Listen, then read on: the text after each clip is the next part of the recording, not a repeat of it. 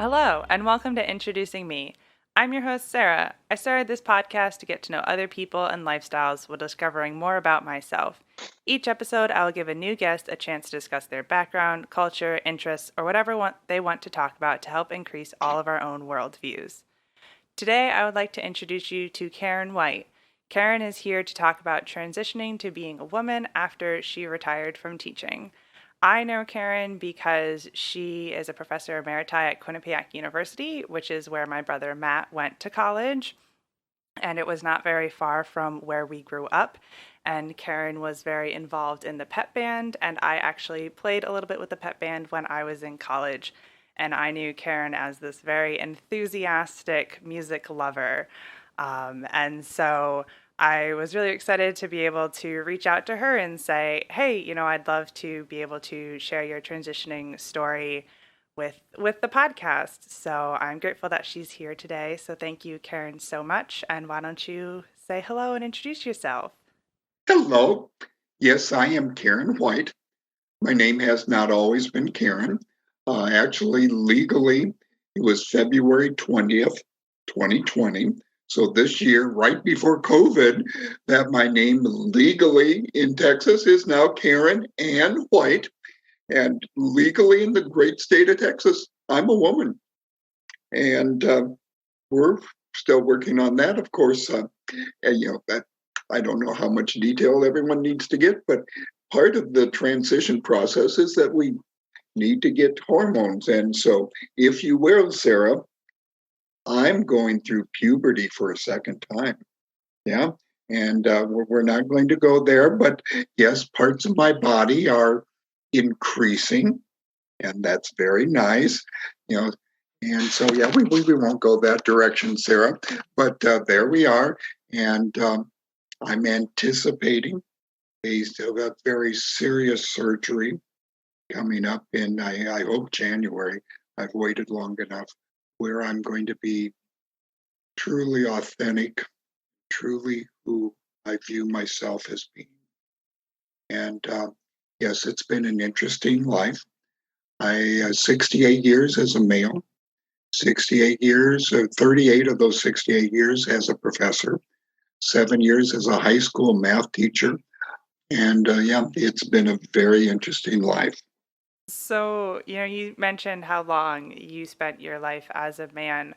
So, obviously, it hasn't been super long since you started the transition process. So, can you talk about when you made the decision and what that process was like for you? Yes, it was in my last semester of teaching.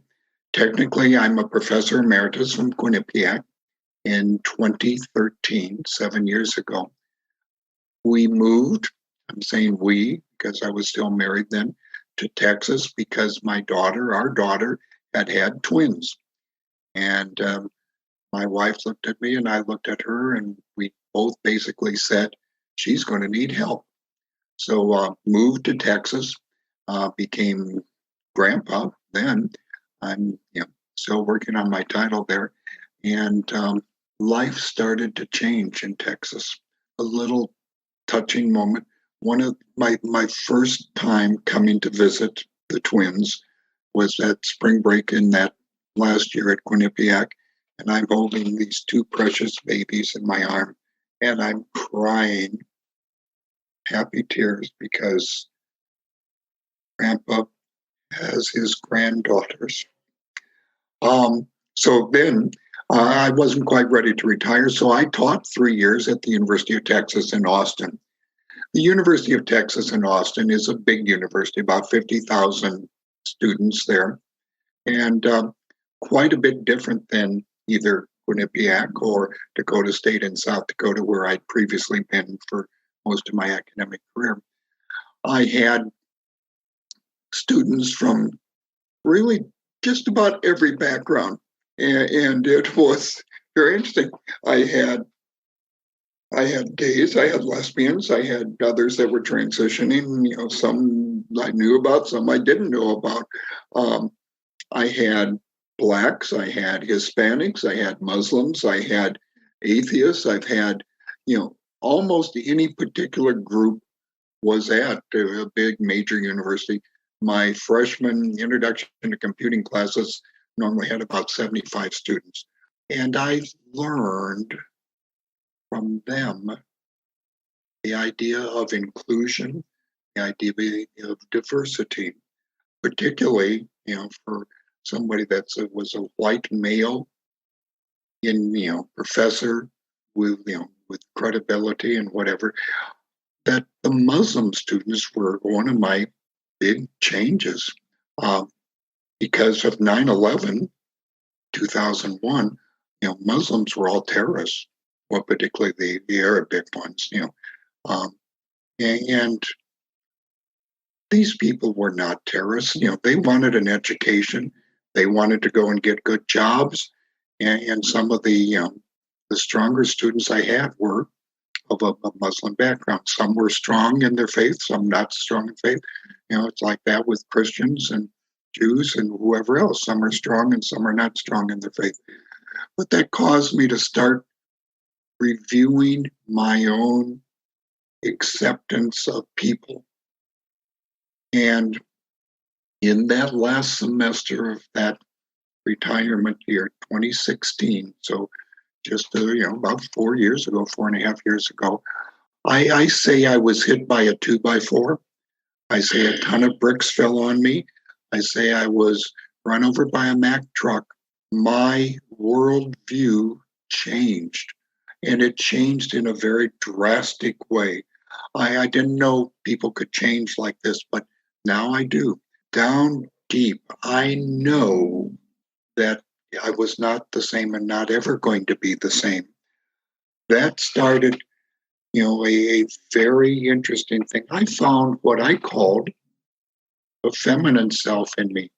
I wasn't going to transition, but I was going to appreciate some of the different thoughts and feelings that I associated with being a woman.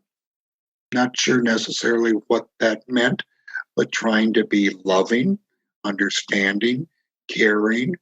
Um, Not that I wasn't loving and caring and understanding as a male, but it was we sometimes use the term a paradigm shift.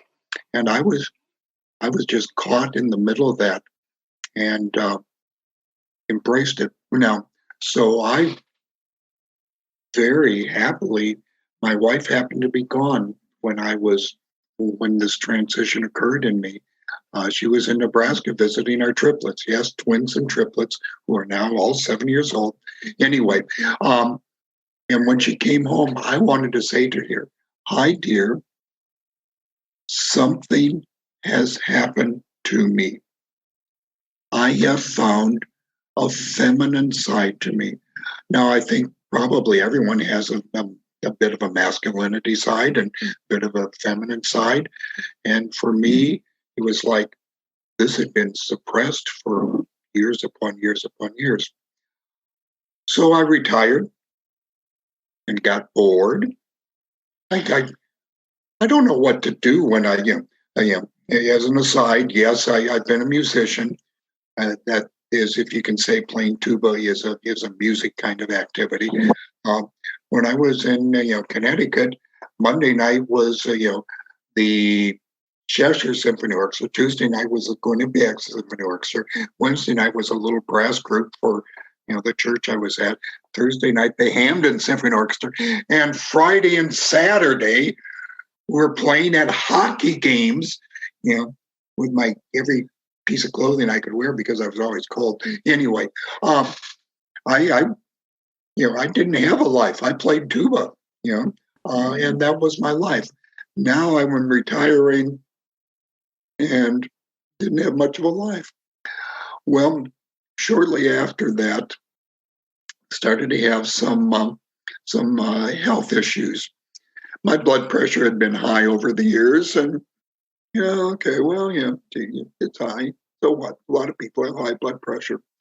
About a year later than that, probably not quite a year, 3/4 of a year. I was getting so I couldn't stand without getting dizzy and just some pains and whatever. I went actually to an emergency room and they said, well, you're dehydrated and your blood pressure is a little high. Try to drink more fluid. Oh, God. Well, about 2 weeks later, I just pain. I thought maybe I had a tooth abscess. I went to the dentist and said, no, you're fine. Finally, I went to, a pharmacy and I said, can you take my blood pressure? And they did. They had a home blood pressure machine that I was sure was not working. Well, the blood pressure machine at the Walgreens was 213 over 161. If you know anything about blood pressure, it should be something like 120 over 80. And my pulse was 165. I say I was running a fire hose through my body. Not, well, through the heart, but the heart seemed to take it. It was the aorta, the major blood vessel out of the heart. And 213 over 161 with a pulse of 165 was just shooting that blood through those arteries. No wonder I was dizzy. My blood was going off the charts. Anyway, going back and they back to the emergency room, they gave me a nice ride in this little red, truck-like device. I was disappointed that they didn't run the siren. I wanted the siren on the ambulance, but they gave me a ride to the emergency room of a hospital where their first purpose was to take my blood pressure down. And then their second one was trying to figure out what was going on. After that, eventually had to get to kind of a top surgeon to do this. The top surgeon had to do aorta surgery, 6.5 hours of surgery. And out of that 6.5 hours of surgery, the pressure in my aorta had eaten false channels, aneurysms in my aorta. So there were good channels that went to the kidneys and to the other parts of my body, and there were bad channels that went to the kidneys and the liver and other parts of my body. Well, it's like when a river starts to cut a new channel that, is it going to be the main channel or not? Well, they had to repair all of those holes. Not only that, that could have eaten another hole. It could have eaten through the outside line of the aorta, and you and I would not be talking tonight. So there we are. Anyway, so coming out of that surgery, they had fixed 6.5 hours, had to shut my heart down. That was kind of interesting. I guess I was dead for part of that time. They somehow circulated the blood, so I didn't go down on them. And coming out, I went into a depression. I found that I had liked my female world, and I found that was a happy place for me. My thoughts went more and more to this happy place of what would it be like to be a woman. I started with some cross-dressing. My wife happened to have the same size clothes as I wore. That was nice of her to do that. Okay, and particularly when she wasn't there, I got to try on a lot of different things. It's like going to the store and trying on all the clothes without any limits on what you're going to try. And I didn't have to buy any. Okay. Anyway, so but that gave me a happy place. And I went to my primary care physician, my doctor, and said, I'm having some difficulties and depression. Can you refer me to a mental health counselor? And by the way, if anyone is listening and says, I've got some difficulties sometimes, do see a counselor. Do see a counselor. This help. This counselor that I met, Emily, on our first visit together, she said, you have major depression, yeah, and you have gender dysphoria. Gender dysphoria. What in the world is that? Says, from what you have answered and what you have told me, you really have a very strong bent, a leaning, a desire for feminine things. You are basically on the cusp of being a man in a woman's body. Well, that was kind of a wake up call. Um, I started to read, you know, almost anything I could find. The internet, by the way, has way too much information. I think every person that has transitioned from male to female has a YouTube site and talks about their experiences. And every doctor that does this surgery, every counselor has a site. I could just have spent days and days and days, you know, reading about this. My counselor suggested I try to meet some some people that way. A couple of groups. One group was P Flag. I think they're a national group, maybe international. P Flag is parents, friends, lesbians, and gays, and now really transgender. And then I also went to one through another counseling group, the Waterloo Counseling Group. That was just a group of people that were transitioning. There were times that I felt very comfortable. I did buy clothes. I kept them in my closet. My wife was having more and more difficulty with this. Her famous line is 100% correct. You are not the man I married. We could say that about any marriage, really. She wasn't the woman I married either. We were married 46 years. I mean, in that period of time, we all changed. So here, I'm not the man she married. Well, maybe even more so, because my brain day by day was, thinking about becoming a female. She kicked me out of the house 5 times. First time was, first 2 times were just the morning, and I went away so she could think. Then she said, "No, you got to leave." I went away to a community about 40 miles away, spent 3 days there. Uh, no, you got to leave. I went for a whole week, and that was fine. And then finally, she said, "You just can't stay here." And so I moved out, and I live now in an apartment, 582 square foot apartment in Georgetown, Texas. She has the 2,400 square feet house. That's fine. I'm glad she has it. I am happy, happy, happy, happy with where I'm at. Um, I love where I'm at.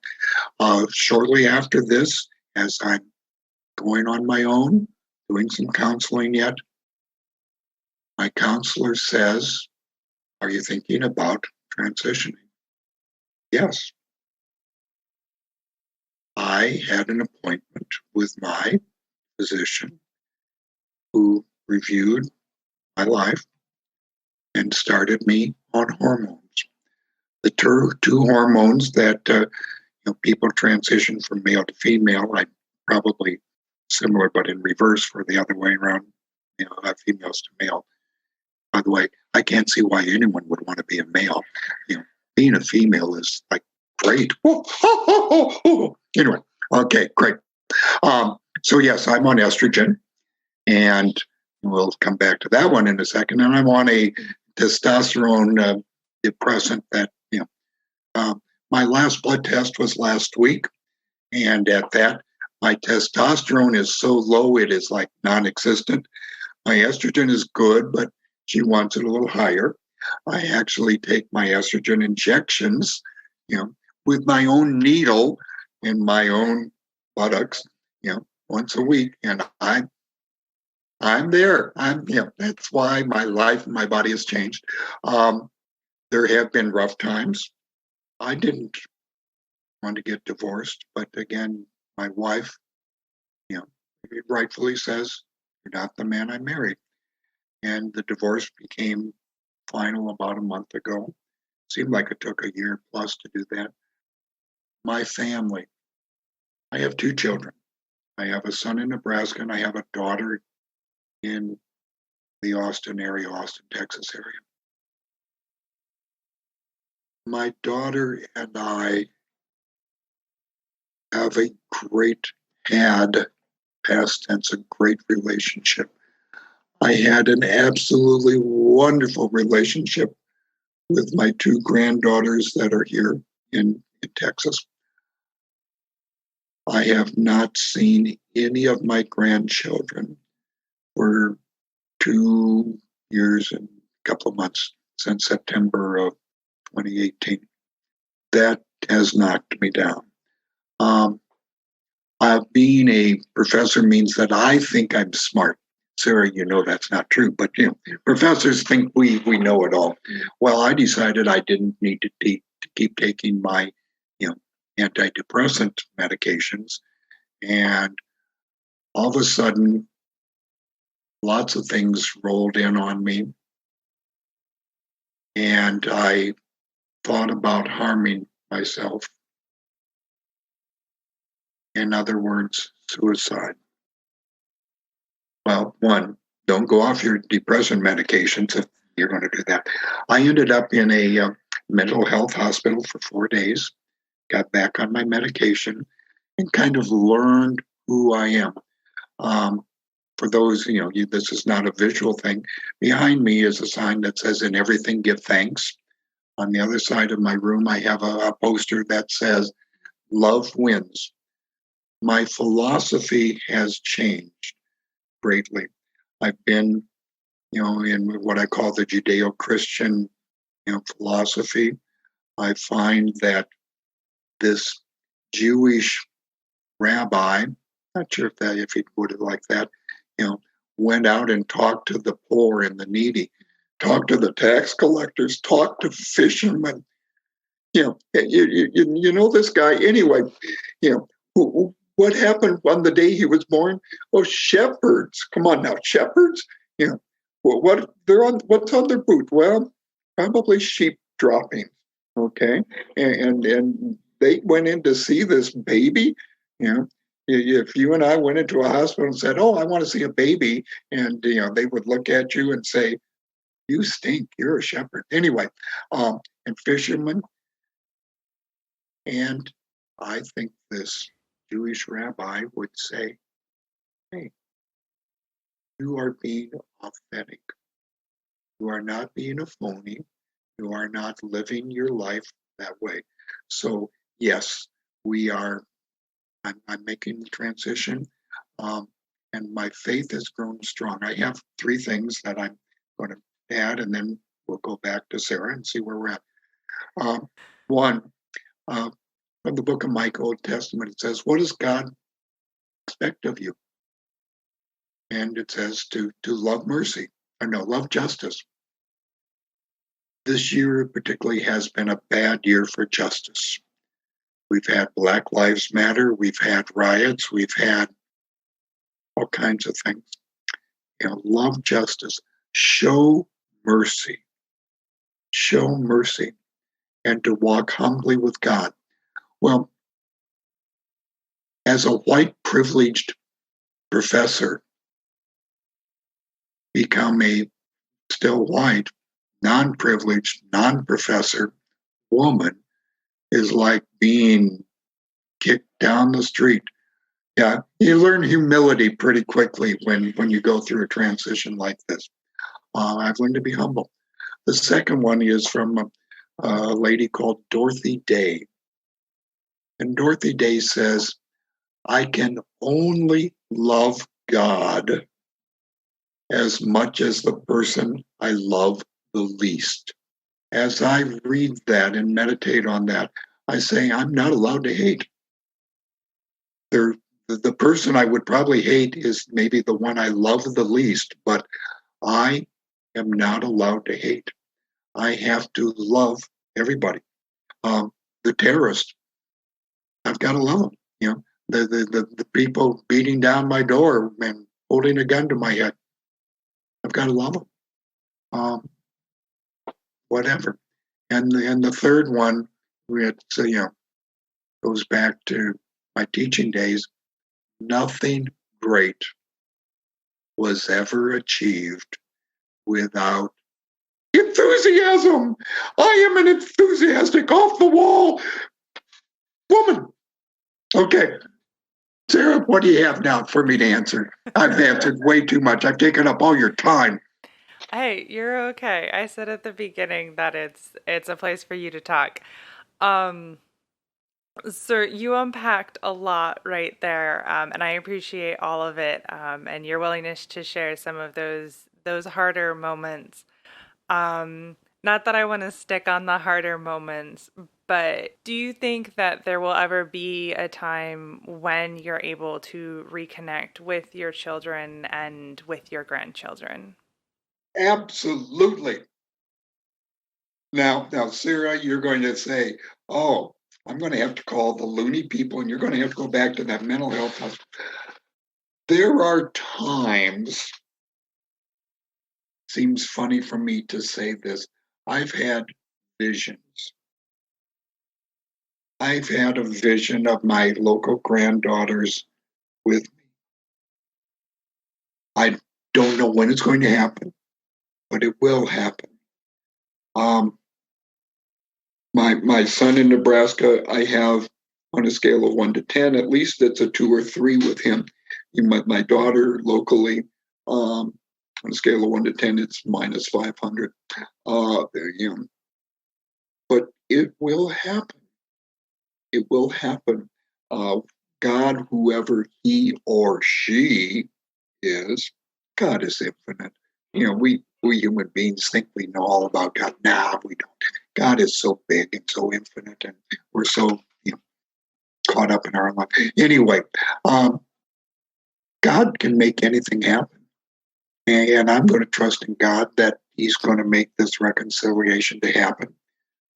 Even if I have to wait till they're 18 and they move out of the house, but anyway, I'm going to have reconciliation with my family. I love them, and I let them know. They don't always know that I let them know because the Halloween cards and the Thanksgiving cards and the Christmas cards, I'm pretty sure go in the trash. But hey, I love. I'm only to love. Have to love. Love wins. Love wins. Yes. Well, and that's such a great outlook and to have that positivity and to know that you continue to keep trying. And I hope that it's sooner rather than later. Now, you talk a lot about your faith and believing in God and that everything will turn out great. So, have you at all been ostracized in your faith during your transition process and being in Texas? Yeah. We've been through an election recently, and you know, I I used to be a conservative Republican. Now I'm a liberal Democrat. How did that ever happen? Maybe because anybody that has a label of LGBTQ is not very well liked by those conservatives. And yeah, I've had people say, "You're going to go to hell." Yeah, my daughter uh, is one of those that tells me that I'm no. She doesn't tell me because we have no communication. Uh, if I call, she does not answer, and I'm not sure. She's blocked me on her phone. She's blocked me on Facebook. She's blocked me on all social media. Uh, I went to their house for Mother's Day to wish her a happy Mother's Day. She opened the door, saw me, slammed the door, and I could hear the deadbolt.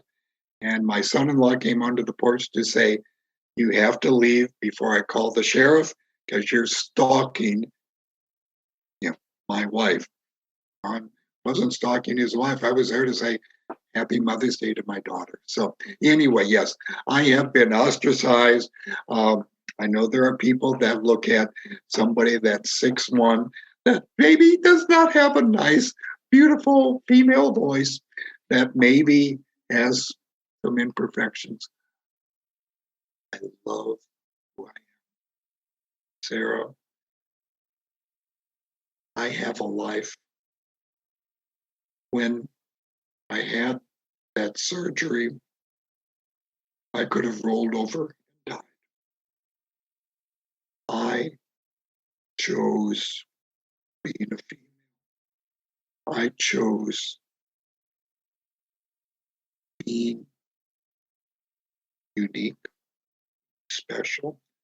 I have a I have a mission. I have a mission to say, hey, understand we have lots of diversity in this world. Don't judge me because of what you see or what you think you know. There's an old expression, walk a mile in their shoes. Have you walked in my shoes? Have I walked a mile in the shoes of a black person? No, I haven't. I really want to.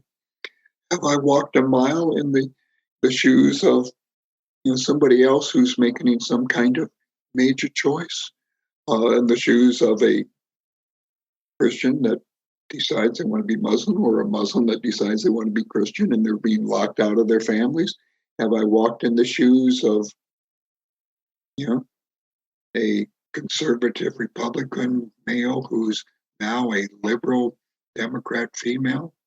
Oh, I guess I've walked in those shoes. Yeah. Yeah. And they're size 12W shoes, which are hard to find anyway. But I'm finding my shoes. And I am amazed. It seems like every day somebody gives me clothes. Somebody gives me jewelry. Somebody, I don't know. I think it's just that they don't want to give them to Goodwill. But, you know, I had a lady stop me in the grocery store the other day, short store. Stop in the grocery store. And it wasn't hello, or I think I know you. It was, what size shoes do you wear? I've just never met this lady. And what size shoes do you wear? 12W. What do you wear for your tops? I wear an X large. Oh, well, I live in the same apartment complex as you, and I think I've got some clothes that I'd like to share with you.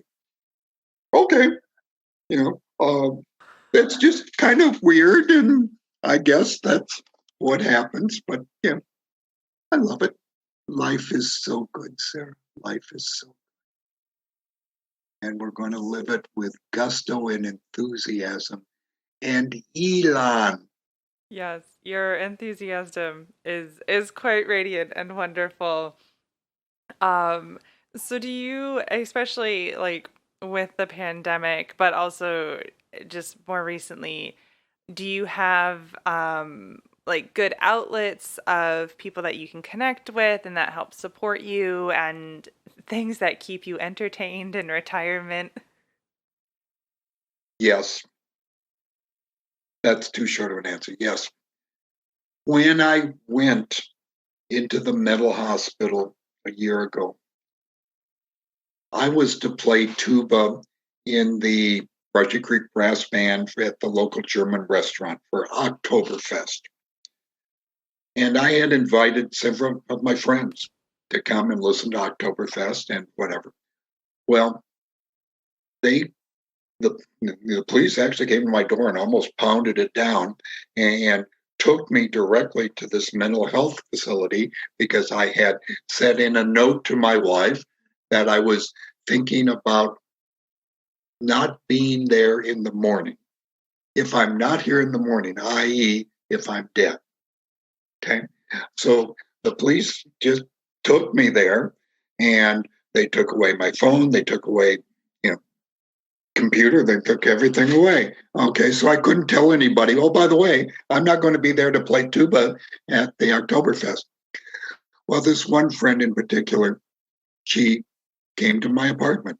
My car's still here. She got the management of my apartment to open my door thinking, is Karen dead in her bed? No, she's not there. Where in the world? She asked my neighbor. Neighbor didn't know. No one knew where I was other than my wife, who had called the police after I'd said, if I'm not here in the morning. Well, this friend actually found where my wife lived and went and said, where is Karen? My wife reluctantly told them where it was. That is one example of a friend that has gone the extra mile to be my friend. I have oodles of friends. I have lots of friends. I probably have violated some of the COVID restrictions. I have coffee every other day with somebody. You know, Friday night it was coffee with Linda. Saturday it was coffee with Ann. Yesterday it was coffee with Jane, Judy, and Jim. Um, I get out. I get out. Have to. I don't even have a television. You don't need a television these days. No, no. I did it because of what happened on the 3rd of November. I didn't want to get all the ads and all the hatred. We have had such hatred, Sarah, such hatred in this country. And I know that love wins and love is going to make win, but we've got to heal. We have to heal. We cannot be what we've allowed ourselves to be, throwing things and making up stories. And we cannot do that. We have to heal. Yes, that's very true. We definitely have a long way to come, and even the short periods of time that because I also don't have cable, the short periods of time where I was in front of a TV, living in a swing state, like constant ads and constant defamation, and just better to stay away from it. I'm Better to glad. stay away. Yes. I'm glad Mm. that part of the process is over. Um, so before I get to kind of the last bit and a little bit of a fun segment, do you have anything else that you would like to share that I have not touched on? Well, you're going to get to the fun part. I play granny basketball. Granny basketball is, well, it says for women of a certain age. You've got to be 50 or older to play granny basketball. And I qualified for that. They didn't know what to do with me. Well, here we've got this transgender woman, you know. So when the state of Texas says I'm a woman and my name is Karen, they said, that's good enough for us. You're on the team. Um, we play with the very, very, very old women's rules. You get 2 dribbles. The only ones who can score are the forwards. There's 3 parts to the court. It's a fun game, and it's actually pretty intense. Like a workout. So that's one thing. I still play my music, except tonight would have been the Williamson County Symphony Orchestra, and count that up for another COVID loss. They had to cancel. So, but we did get Oktoberfest in, and I got to play Oompa at the Wohlberg German restaurant. Yeehaw. And I do. Oh, my backdrop. I changed my backdrop behind me, which the listeners can't hear, because I'm on like 6 different Zoom meetings in a week. Okay. And I just figured I need to have a different decor behind me. Okay. Oh, that's great. I love hearing about granny basketball. So before I close it out here with the episode, I like to ask all of my guests a fun question to close out. So my question for you is very vague, but it's just going to be simply, what has your favorite memory or experience been in your lifetime? That's an obvious one. These twin girls were 3 weeks old, and they're so small and so tiny. And I'm holding the 2 of them, and I'm just bawling my eyes out for joy to be with my granddaughters. The first 5 years of their life, I was there always. They had piggyback rides on me. We went to the park and did the swings. Um, yeah, my most significant memory is growing up with my granddaughters local. In Nebraska, there's 1 grandson and 2 granddaughters. I just don't see them as much because they're a distance away, 800 miles. But I can't imagine. Well, I can imagine, I guess, what's going on in my granddaughters' lives when they say, "Where did Papa go?" I haven't decided what my nickname will be when we do reconcile. I going to be Papa? Am I going to be Ma? Whatever. We'll come up with something because, you know, Grandma number 2, Grandma number 3, whatever it's going to be. But yeah, I love my family. I love my family, and I love life. I love life. Thank you, Sarah. Thank you. That was super sweet and very wholesome. Now you mentioned one of the groups, PFLAG, that really helped you in the beginning. Are there any other resources that you would like to share for anyone who is transitioning, who may have gender dysphoria, or what other recommendations might you have that I can share in the description of the podcast? I know a local group, but I assume these groups function all around, whatever. The, as I moved, as my wife kicked me out of the house for the last time, I found online in a group called Meetup, where you can find all kinds of activities going on, a group called the Austin Lesbian Coffee House. And I've mentioned that earlier. They just took me in like I was just another lady. And that was just really good to go and be with women of my age. And the Granny basketball, likewise, to be with women of my age. I play bridge with women of my age. It's been very supportive. So in other communities, if you're in Philadelphia, you got to have something similar, or whatever part of the world. That way, PFLAG I know is there as well. I have actually, very surprisingly to me, been very well accepted in my church.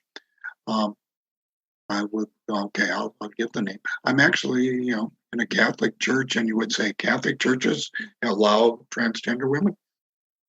My pastor has been wonderful for me there. I don't think that's true in all Catholic churches, but that's part of who I am, my faith. I've also been to, some of the more liberal churches, and, that's fine too. I love God. I love life. Thank you so much. I appreciate all of that, and I'll make sure to look into some more things and get some good info in the description for anyone who needs it. All right, and now the podcast is coming to a close. So, again, check out those resources in the description. And if you would like to connect with the podcast on social media, there are links in the description. So, if you're on Facebook, like the podcast on Facebook, follow us on Instagram. And while we didn't talk about all of the millions of things that Karen does online, with blogs and Facebook, I will make sure to get some of those as well so you can kind of get more educational information from her. She's got a lot out there, so I'm happy to share all of that as well. And if you, as a listener, would like to be on the podcast, I'm always looking for new stories. Or if you know someone, share the podcast with them and say, hey, I think you'd be great. Or send me their contact information. The email is just introducingmepodcast@gmail.com, and I would love to hear from you. And finally, thank you so much to Karen White for spending time with me today. And to my listeners, thank you for taking the time out of your day to hear some new stories. Until next week, bye. Auf Wiedersehen. Goodbye.